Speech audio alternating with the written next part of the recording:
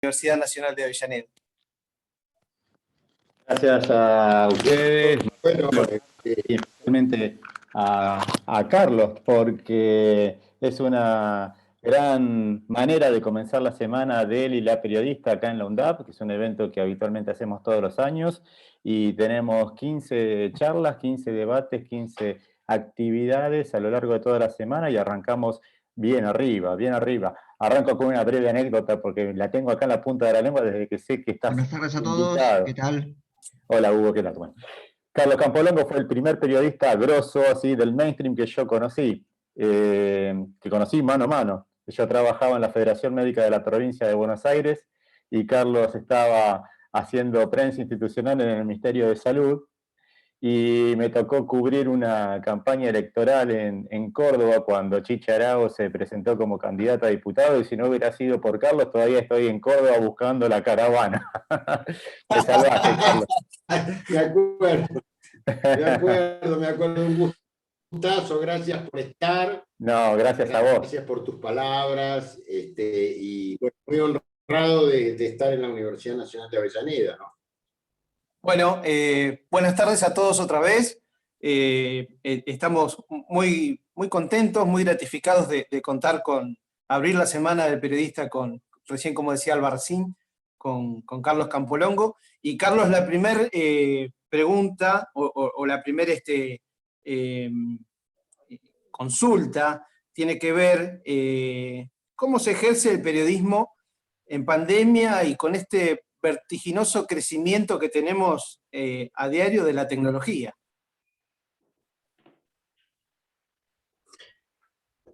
Bueno, primero buenas tardes a todos y a todas.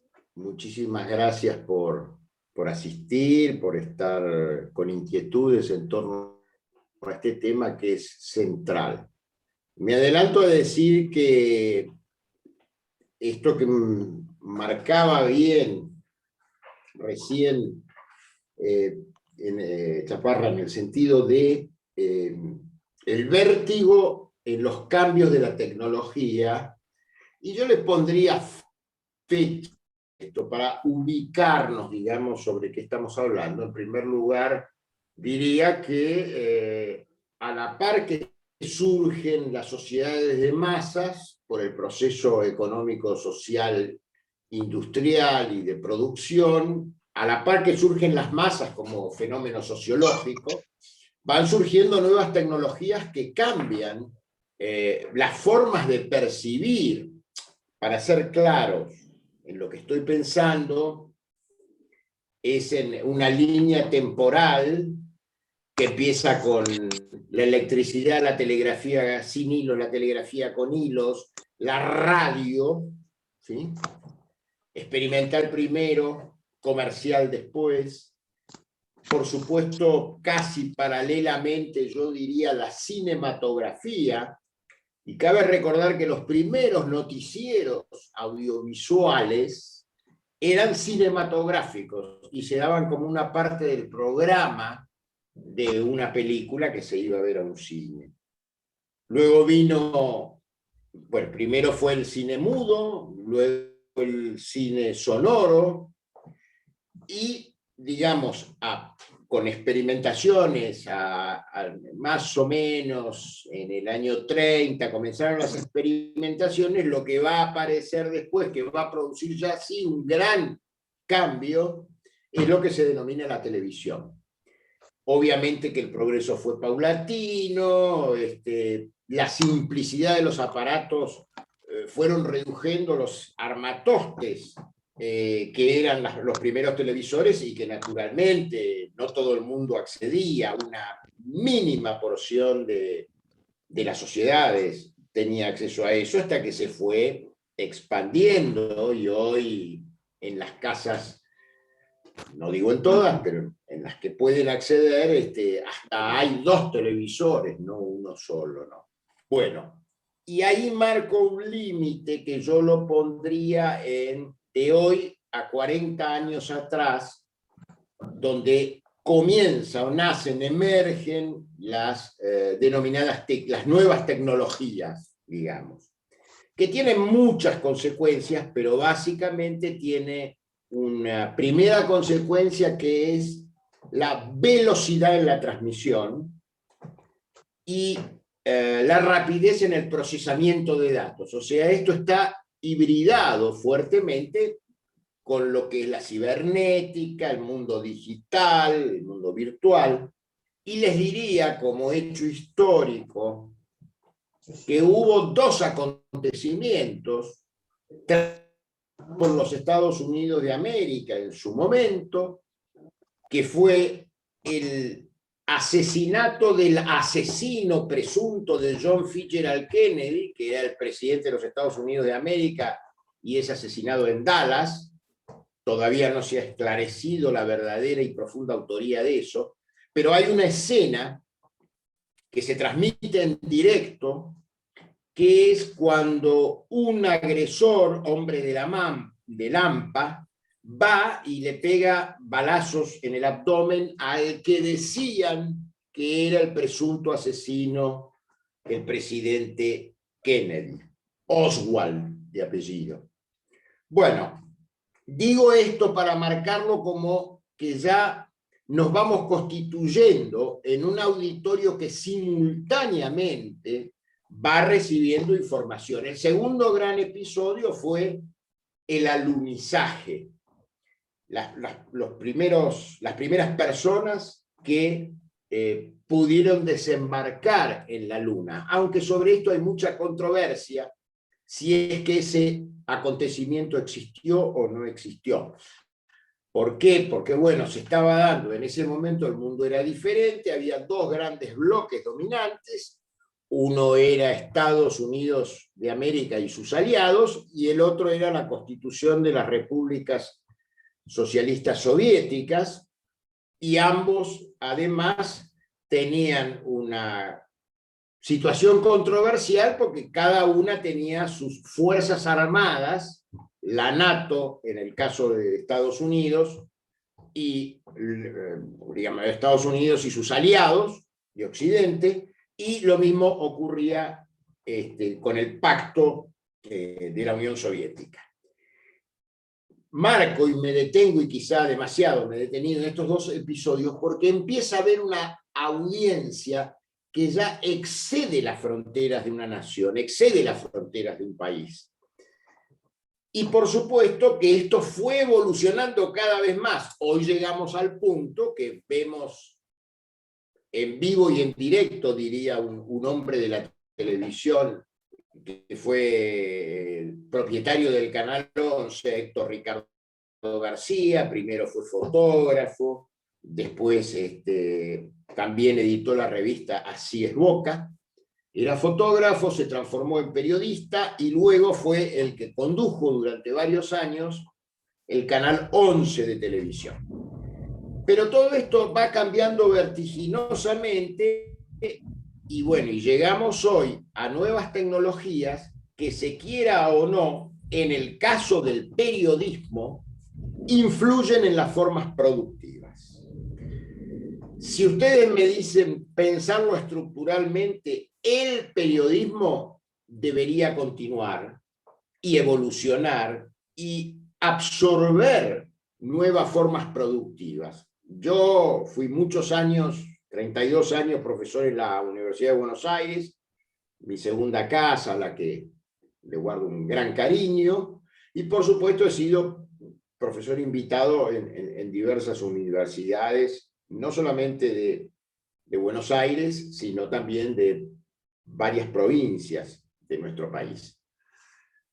Ahí yo tenía una provocación con los alumnos, sobre todo con los alumnos de periodismo.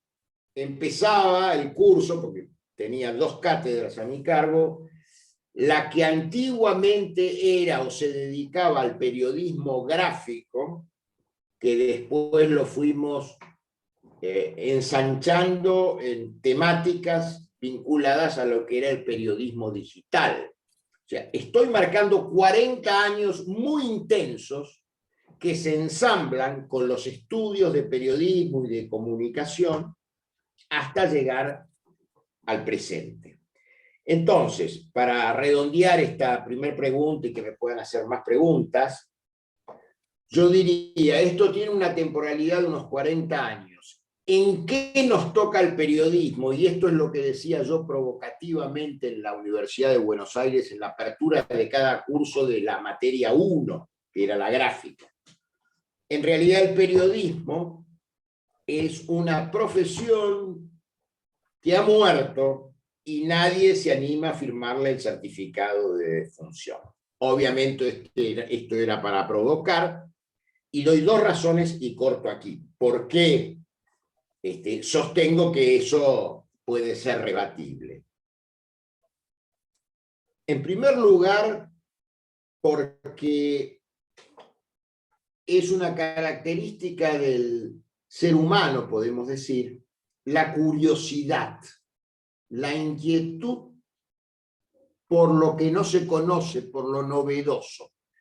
Vale decir, lo novedoso es lo que determina lo que luego, etimológicamente, vamos a llamar noticia, lo nuevo. Este es un punto. El otro punto por el cual va a continuar el periodismo, ya veremos con qué formas y lo discutiremos, es porque a la humanidad también, digamos, el principio de la cultura fue la reunión de grupos, esto es mítico, ¿no? La reunión de grupos que creaban y se contaban y querían escuchar historias de su proximidad del mundo del misterio que tenían. Eso se llama hoy más ajustadamente narración. Vale decir, el deleite o la necesidad o la inquietud de escuchar historias, lo que en inglés se llama story. En inglés hay 2 palabras que señalan la historia. History es una, que sería la historia de los acontecimientos que llegan, que transcurren a lo largo de la historia.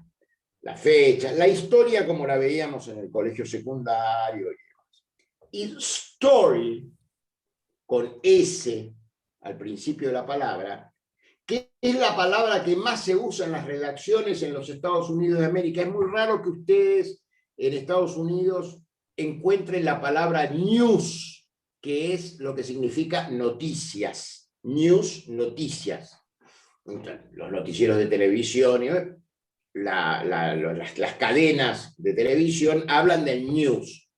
Pero en la producción, en lo interno de las redacciones, no se habla de news, sino esta es una buena historia. Esta es una buena historia para contar. Esta es una buena historia para desarrollar. Entonces, en ese sentido es que matizo un poco lo de la muerte del periodismo, lo cual no quiere decir que si miramos históricamente el nacimiento del periodismo, de corte ideológico primero, en realidad si me remonto antes, ni siquiera, no es ni de corte ideológico, era informar los movimientos de las ciudades puertos. Se hacía un boletín, una suerte de boletín, foglia di mano, se llamaba en italiano, papel de mano en donde figuraban las entradas y salidas de los buques. Después de esa instancia, de esa situación experimental, vienen los periódicos más ideológicos. En nuestro país podemos ver el fenómeno del diario La Nación. La funda un político militar que se llamó Bartolomé Mitre, y si ustedes leen todavía en la edición impresa del diario La Nación, hay una palabra, una frase, mejor dicho, de Bartolomé Mitre, que dice: la nación será tribuna de noticias, será tribuna de debate. Con esto quiere decir, le da un sesgo muy fuertemente político. No existía la noticia con el título como lo conocemos hoy, y eran debates doctrinarios. Esto es un poco, hago un punto acá para que me vayan repreguntando. Obviamente, todo esto influye mucho en modos de producción. Marta, dale paso por favor a las ya varias preguntas que estaban por formular los estudiantes. Sí, tenemos una aquí en el chat que dice de Romina Tuso: cómo ve el futuro de la profesión, teniendo en cuenta la precarización que viene sucediendo, por lo menos desde los últimos 20 años a la fecha, y cómo influye la revolución digital en ello? Bueno, son dos preguntas de orden distinto, ¿no? Rina se llama la estudiante que preguntó, si no me equivoco. Romina. ¿Perdón? Romina. Ah, Romina, perdón. Perdón, Romina, te bauticé nuevamente. Bueno. La dimensión de la precariedad laboral que efectivamente se ha venido dando en el periodismo, en dos sentidos, diría yo, para simplificar. En jerarquía y, por otra parte, en salarios. En general, yo defino al periodista como un hombre, una persona, varón, mujer, genéricamente lo utilizo, que tiene una vocación en primer lugar. Para mí el periodista sin vocación no es periodista. Pero también conlleva una profesionalidad, por eso ustedes están estudiando y se están preparando para tener la mejor formación posible para observar los acontecimientos, relatarlos, analizarlos, hacer interpretaciones según cómo esté organizado el medio respectivo. Pero lo cierto es que los salarios en términos generales, lo que se ganaba en la prensa gráfica antiguamente, ha alcanzado un nivel de precariedad muy, muy grande. Muy, muy grande. A ver, yo para ponerles un ejemplo concreto, cuando me inicié o hacía mis primeros pininos en la prensa, pero ya estaba en 9 Diario, en el Canal 9, con 3 sueldos, me compraba un 0 kilómetro, un Fiat 128.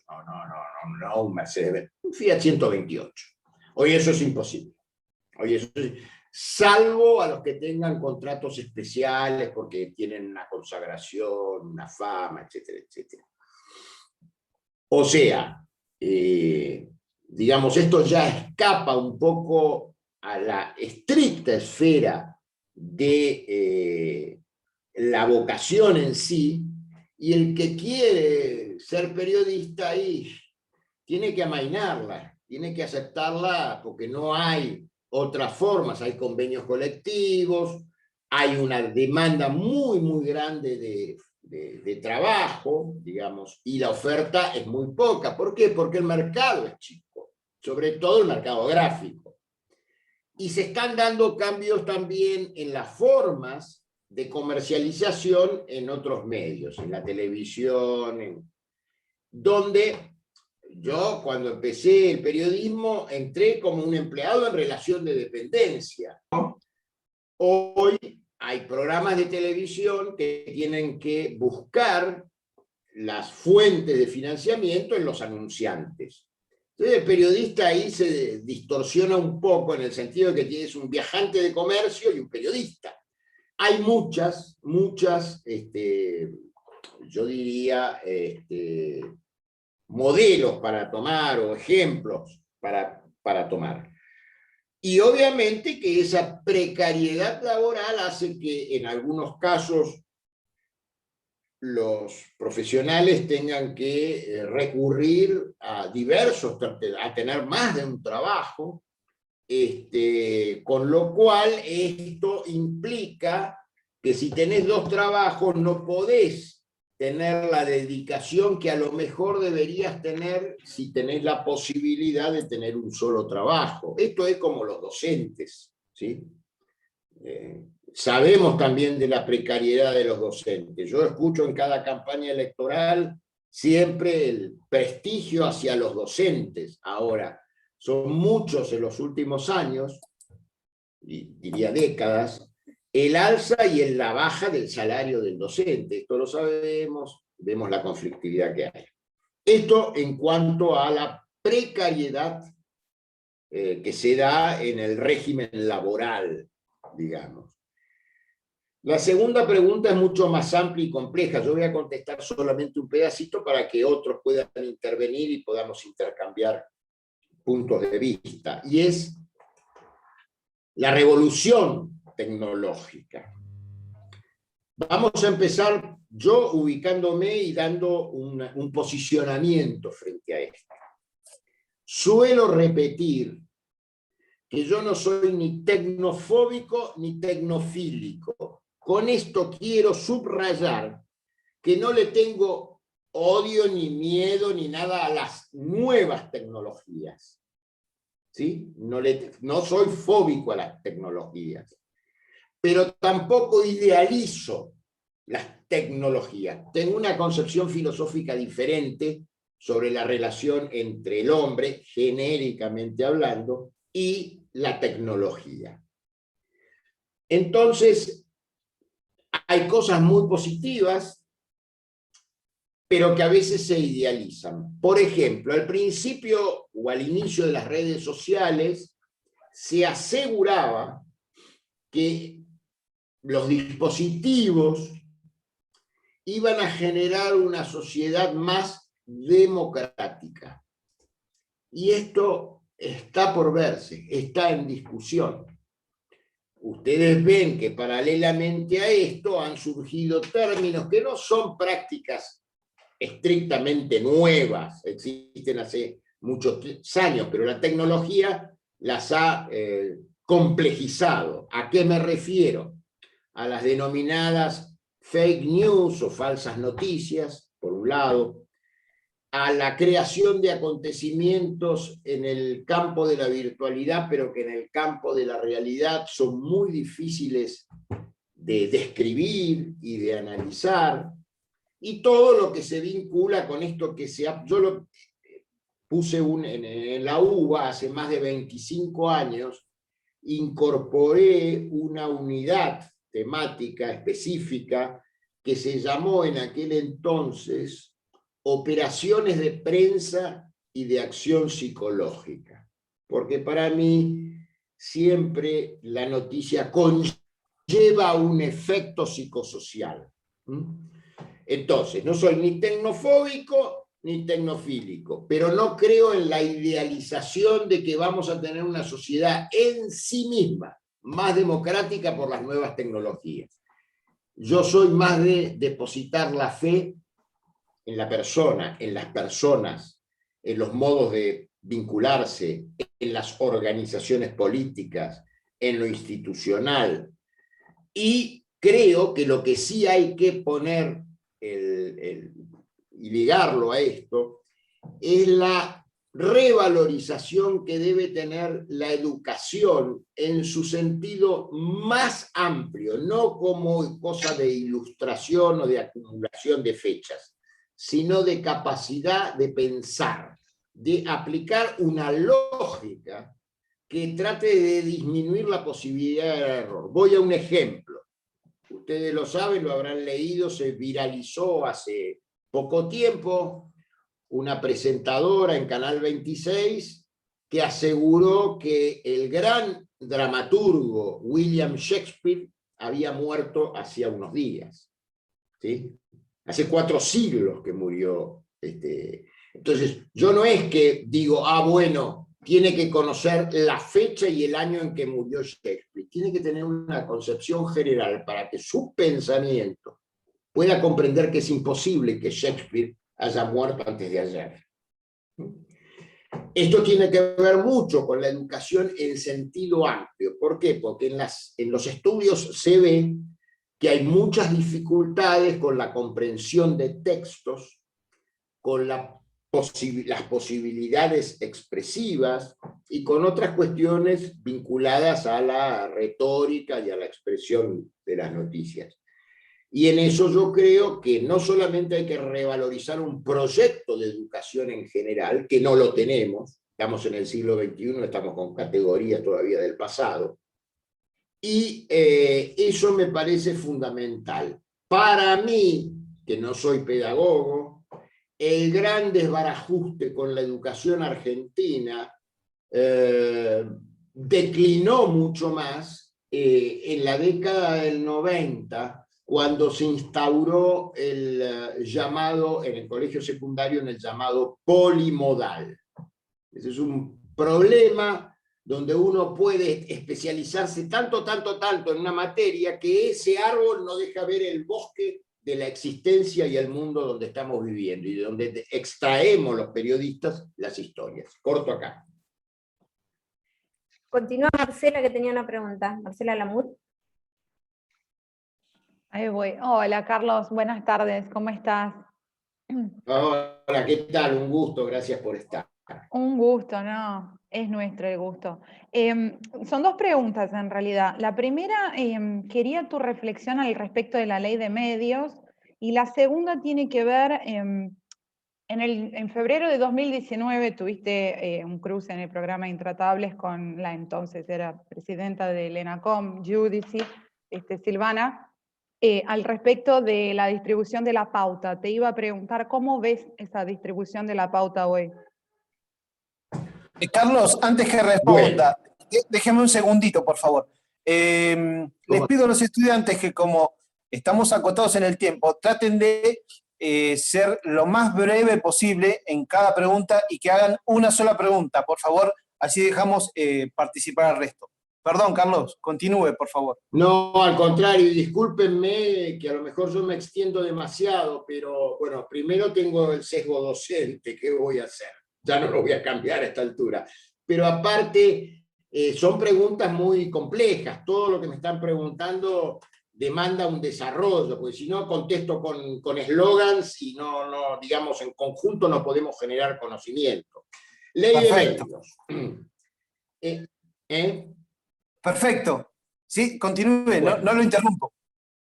No, adelante. Bueno, ley de medios. Yo digamos, en la década del 70, con un grupo de compañeras y compañeros y gente de los medios, tuvimos intervención, no como la han contado algunos medios, pero tuvimos intervención en establecer nuevas legislaciones en torno a los medios audiovisuales. Doy algunos datos picados de contexto. Cuando vuelve el general Perón a la Argentina, él habla del problema de la cultura y los medios, y lo hace en el marco general de lo que él denominó la propuesta de un modelo nacional para la Argentina, de un proyecto nacional para el modelo argentino. Esta era exactamente la definición. Y hablaba de las implicancias de la cultura, hasta era crítico, digamos, en que los medios masivos de comunicación en muchas ocasiones infantilizaban el pensamiento, ¿sí? Y hacían una motivación muy fuerte con lo que se llama el consumismo, que no es lo mismo que el consumo, el consumismo. Hoy esto sería para reflexionarlo todavía más profundamente. En aquel entonces, este grupo de personas que yo integraba, como iban a finalizar las concesiones de los canales, los primeros canales de televisión abierta que hubo en nuestro país, 9, 11, 13 y 2 provinciales, curiosamente había 2 universidades, la de Córdoba y la de Tucumán, que fueron pioneras en la televisión. Los 2 canales existen, pero les diría que gran parte de la producción está terciarizada y bueno, no se puede diferenciar de los estrictamente mercantiles. Habíamos pensado, digamos, en esta cuestión de lo que luego se llamó, en el anterior gobierno del kirchnerismo, la ley del servicio audiovisual. En principio, yo estoy absolutamente de acuerdo con que haya legislación, y no me vengan a mí a decir que la mejor ley es la no ley. Todos los países de Occidente, España es el que yo más he leído, tienen digestos así, digestos quiere decir como códigos, digamos, que agrupan leyes, para los comportamientos de las empresas, para los comportamientos de... Esto no quiere decir de ninguna manera censura, de ninguna manera. Habría que leer y meterse en esos procedimientos para ver en qué puede ayudar a esto que es el objetivo nuestro. Por eso repito, en el objetivo general de la ley, lo dije públicamente, lo pueden buscar en YouTube, está mi exposición en la Universidad de Buenos Aires cuando se discutió la ley. Mi posición en general era favorable al dictado de una ley. Ahora, el problema es, como muchas cosas que suceden en nuestro país demasiado frecuentemente, algo que debe cumplir las condiciones del bien general se transforman en cuestiones sectarias, ¿sí? Quiero decir, de partidismo abusivo. Entonces, una ley que en realidad tenía cosas interesantes, se fue desnaturalizando por dos motivos. Primero, porque se trató de dominar, o en vez de tener, digo, por poner un modelo Estado como se maneja la BBC de Londres, digamos que son cuerpos colegiados, diferenciados de la política de turno. La BBC durante la Guerra de Malvinas pudo dar noticias que no eran, y otras, pero pudo dar perfectamente noticias que eran críticas con respecto a la posición de Inglaterra. La BBC. En nuestro país, en todo el tiempo que se discutió esta ley, porque se hicieron reuniones en diversos lugares del país, por la agencia, la querida agencia oficial Telam, no se distribuyó un solo cable de opinión crítica sobre la ley. Entonces yo ahí tengo que utilizar la palabra sectarismo. Yo soy un hombre formado en política, sé de qué se trata. Entonces ese sectarismo hizo que se hiciese una ley, y voy a la segunda parte de la pregunta, porque ahí está involucrado el gobierno al que pertenecía la diputada Giudice, con decretos tiraron abajo todo el edificio de la ley. Nunca me olvido y lo comparto con ustedes. Con el general Perón yo tuve 2 o 3 charlas, algunas a solas, en el jardín de la calle Gaspar Campos de Vicente López. Nunca me olvido. A los pocos días del derrocamiento del general Allende, del doctor Allende, Salvador Allende, y el golpe de Estado sangriento del general Pinochet. En el jardín yo le consulté sobre este tema noticioso, y ahí me dijo algo que es aplicable a esto de la ley de medios. Me dijo con el tono llano que tenía el general Perón, criollo, me dijo así: vea, mijo, trate, viejo aforismo, trate nunca, evite siempre dar un paso más largo que el largo de sus piernas. ¿Por qué? Bueno, esto nos está poniendo la cuestión sobre la mesa, de que si yo quiero ir mucho, y no genero un consenso político para sostenerlo, cambió el gobierno, vino Macri, y con 3 decretos desbarató la ley. Esto en cuanto a la ley de medios. En cuanto a la pauta, yo no conozco ahora las cifras, sé más o menos a quién se le da. Todos los gobiernos buscan un maridaje con alguno de los medios, y son a los medios que favorecen. Esto es así, y espero que maduremos en conjunto políticamente para que la cosa sea justa, digamos, que se establezcan cuáles deben ser los criterios para la distribución de la pauta, y con la pauta no se olviden ustedes que hay una pauta que la vamos a llamar oficial, que es lo que se conoce y sobre la cual se rinde cuentas, y hay también cuestiones que utilizan canales muy opacos, ya sea para adornar a algunos periodistas o adornar a alguna empresa periodística para que actúe a favor del gobierno de turno. No sé si he respondido la pregunta. Sí, muchas gracias, Carlos. Tenemos otra pregunta de Dayana Pogonza que dice, ¿es por las tecnologías digitales que sobreabunda la desinformación o hay otra explicación? Bueno, Dayana, muchas gracias por estar. La verdad que es una excelente pregunta. Y no lo digo para hacer apología ni demagogia. Es una excelente pregunta. Repetímela exactamente como la formulo, así yo la contesto exactamente también.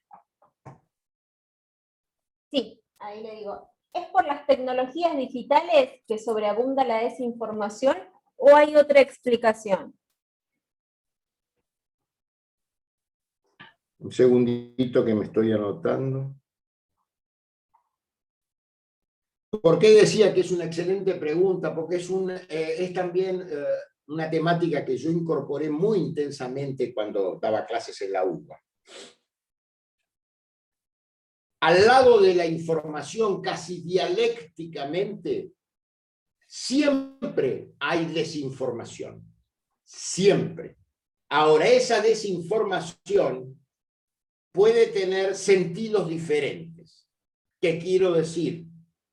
A veces se desinforma involuntariamente, por falta de preparación de los profesionales, por X motivo, pero no hay, vamos a decirlo en palabras sencillas, mala intención.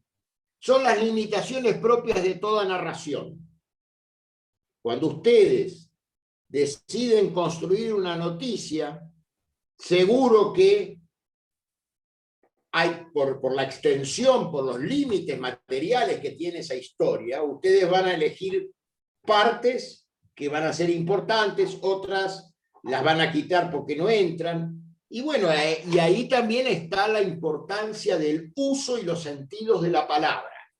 Por eso digo lo de la formación. No es por hablar bien porque es elegante, es hablar bien para poder expresar lo más claramente posible un argumento. Y acá viene la segunda parte de la pregunta. Yo diría que la digitalización ha exacerbado la desinformación en los dos sentidos. Primero, en el sentido inocente, digamos, que estábamos diciendo, donde no hay intencionalidad. Y el otro, en sentido intencional. Ustedes en el derecho, para calificar una acción de un delito, tienen dos figuras. Una es el dolo, tienen más de dos figuras, pero estas dos lo sintetizan.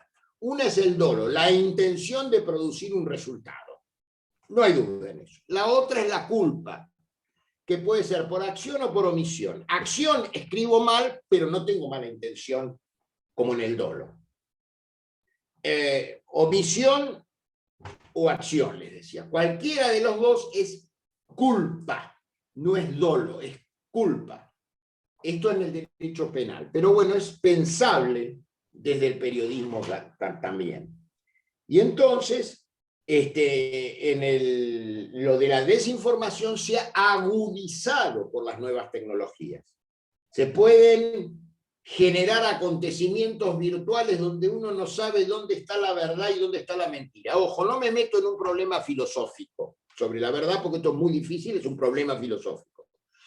Pero sí sostengo que hay algo que yo tipificaba en mi enseñanza, hay una verdad periodística. Y para llegar a esa verdad periodística, que es un sendero difícil, lo que hay que establecer claramente es el cumplimiento de ciertos deberes profesionales, que pueden verse desde dos puntos de vista. Uno, el colectivo, de una empresa, de un grupo, de lo que fuese. Y otro que hace algo que no se trabaja demasiado en muchas carreras, en otras sí, que es lo que yo llamo la intersección, el cruce entre lo periodístico y la ética que se marca cada uno. ¿Hasta dónde tengo mi límite o marco mi límite como ser humano? Había un viejo proverbio de un indio americano que decía: mi hambre mando yo. A mí no me gusta levantar mucho el dedo con lo de los periodistas. Puedo hacer interpretaciones lo más respetuosas posible.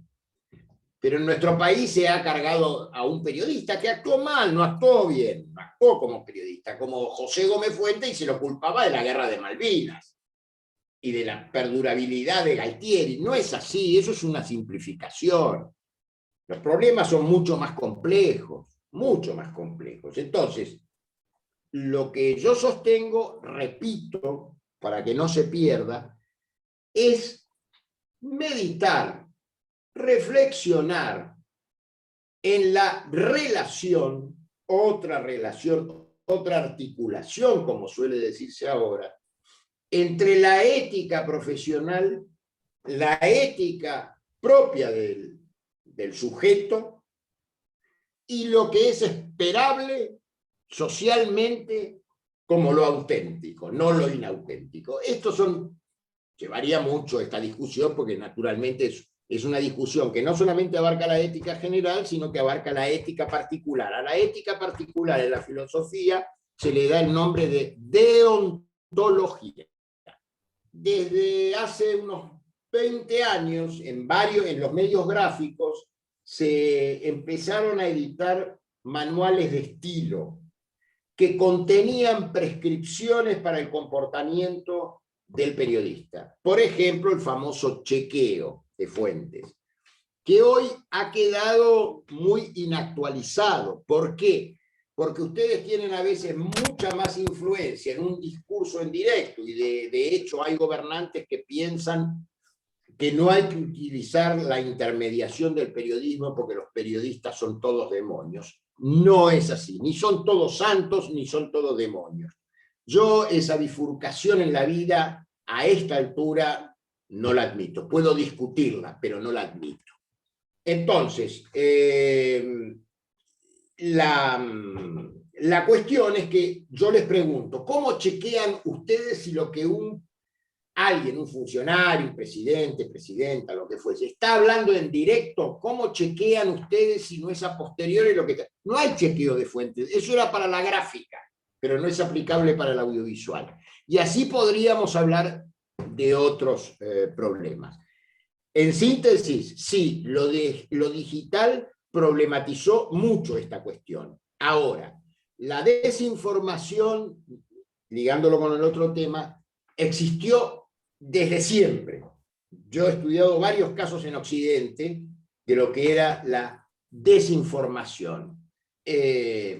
Reyes que desinformaban, construcciones que los norteamericanos lo han estudiado en algún punto muy interesante que lamentablemente no tiene traducción aquí, que es lo que ellos denominan pseudo-evento. Pseudo quiere decir casi, pero no es un evento en sí. Entonces es un evento fabricado. Para decir lo que se entiende, y con esto cierro, si el periodismo antes contaba historias, en los tiempos actuales, en muchas ocasiones, se generan acontecimientos para que sean contados por el periodismo. Daría para mucha más tela todo esto, pero bueno, no quiero ampliar para que puedan participar más. Estamos charlando con Carlos Campolongo, docente, abogado, psicólogo, político, periodista, a quien, bueno, le agradecemos su tiempo en esta tarde de este fresco sábado, y vamos con una última pregunta para no abusar de su tiempo. Marta. Bueno, tenemos aquí una pregunta de Gabriel Sass que dice: con todo el avance de la tecnología que modificó arduamente la manera de ejercer la profesión, ¿cómo hacer para recuperar la vieja costumbre de hacer periodismo tradicional?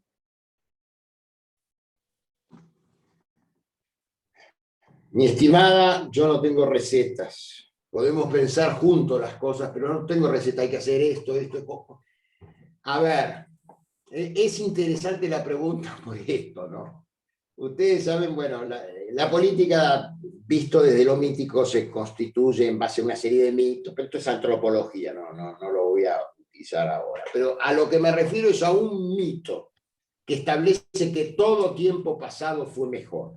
¿Sí? La edad de oro, el mito de la edad de oro. Y es cierto que hay cosas que en el tiempo pasado fueron mejor, pero hay otras cosas que también en el tiempo de ahora son mejores, y en fin, entraríamos en una polémica histórica. Receta, no tengo, pero lo que yo puedo decir es que se necesita al menos de 3 factores que se me ocurren frente a la pregunta de cómo volver a un periodismo tradicional. El primero es la formación.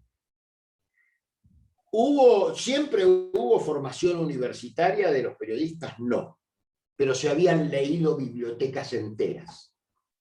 Borges fue periodista, Roberto Arlt fue periodista, en fin, podríamos nombrar un montón de gente de la literatura nuestra que fue periodista, se habían comido una biblioteca, por decirlo así grotescamente.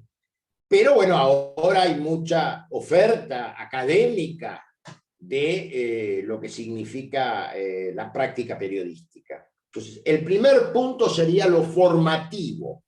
Agrego yo la inquietud vocacional que hay que tener para el periodismo. Agrego yo lo segundo. Va el anexo. Lo segundo es un comportamiento de los medios, porque presupongo que hay un buen comportamiento del periodista formado. El comportamiento de los medios y cómo se establece esto, discusión que vimos con la ley de medios y con todas las otras cuestiones. Y tercero, y escúchenme bien, lo digo de corazón, por favor, pensemos una educación para el siglo XXI. Y no se está en el siglo XXI porque se lo nombra a Paulo Freire, que fue un interesante pedagogo, y lo nombra un ministro de Economía un ministro de Educación que ni sabe quién fue Paulo Freire. La educación es fundamental, pero no como eslogan, en el sentido amplio que yo les dije, de formación, ética, y además una sociedad que acompañe, porque podemos llegar a la mejor de las educaciones, pero si eso es para un grupo muy chiquitito, y tenemos la educación pública en algunos aspectos, en algunos lugares, en algunos tiempos desbaratada, bueno, no vamos a tener una buena educación. ¿Y qué demandaría yo de eso? Que los públicos, porque no hay un público, hay públicos, los públicos tengan un gran sentido crítico. Y sentido crítico no en el sentido marxista, solamente que no se puede adoptar, pero no es el único sentido crítico, el sentido crítico. ¿Qué es el sentido crítico? Lo crítico que es tomar un acontecimiento, desarmarlo en sus partes y volver a armarlo en su síntesis para el lector.